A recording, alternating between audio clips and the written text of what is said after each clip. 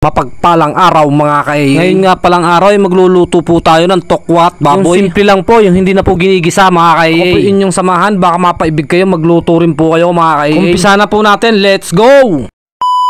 Ari na nga pala ang gagamitin natin sa tokwat baboy mga kaibigan. Siyempre meron po tayong tokwa at karne ng baboy, kalamansi, sibuyas at kinchay mga kaibigan. Atin lang pong pakukuluan ang ating karne ng kaunting oras lang mga kaibigan, para naman po hindi masyadong matigas. Atin na pong tatakpan para po mabilis kumulo. Isibak po muna tayo ng ating sibuyas. 2 buo pong sibuyas ang ating pong gagamitin dyan mga kaibigan. Susunod na rin po natin ang ating kalamansi. 10 pirasong kalamansi po ang ginamit po natin dyan. Po okay na po, gagawa na po tayo ng sauce ng ating tokwat baboy. Atin lang pong pagsasama-samahin ng kalamansi at toyo at ang ating paminta, 300 paminta at sibuyas na 2 buo. Tapos halo-haluin lang po natin ang papagarne para po yung lasa nila ay magsanib-sanib na mga kaibigan. Yan, diba? Napakasimple lang po ang paggawa ng tokwat baboy. Bibisitahin ang ating pinakukulo. Okay na po yan, sisibakin na po natin ang ating karne para po may prito na natin mga kaibigan. Hindi po manipis, hindi po makapal, dapat tamang-tama lang po mga kaibigan, para po mapalutong natin ang magandang-maganda. Atin na po isasalang, konting mantika lang po at magmamantika naman yan. Atin pong tatakpan, baka po tumalsik ang mantika. Atin na pong babaliktaran, luto na po yung kabaak. Yung kabaak naman po ang atin lulutuin mga kaibigan. Atin na pong tatakpan, safety first po mga kaibigan. Atin na pong bubuksan ulit, hanguin na po natin sa kanyang kahirapan, luto na po yan. Atin po muna ilalagay dito sa pinggan na to at magsasalang pa ulit tayo ng padalawang salang natin mga kaibigan. Habang nakasalang po yung padalawang salang natin, sisibakin na po natin ang ating tokwa. Atin lang pong pinanipis, binaak lang po natin sa gitna. Na pong bibisitahin yung ating padalawang salang, okay na rin po yan, hahanguin na rin po natin yan. Sasalang na rin po natin ang ating tokwa. Atin na pong tatakpan at iintay nating maluto. Habang iintay po natin yung maluto ang ating tokwa, sisibak na po tayo ng ating piniritong karne. Yan po, gayang kalalaki lang gayat ko. Kung gusto nyo yung malalaki, pwede naman crunchy at ma-juicy pa po ang ating pagkakaprito. Sana namang simple at napakabisang ulam naman po ang ating niluto sa araw na to. Napakadali at napakakalmado lang mga kaibigan. Atin nang babaliktarin ang ating tokwa, yung pinirito natin tokwa. May kinchay po yan, sisibakin na rin po natin ang ating kinchay. Luto na rin po ang ating tokwa, hahanguin na rin po natin siya sa kanyang kahirapan. Atin na pong sisibakin ang ating tokwa. Pa-square lang po mga kaibigan. Atin na pong isasalpak dito sa ginawa nating sauce. Sunod na rin po natin yung ating karne, yung piniritong karne. Atin na pong hahaloy ng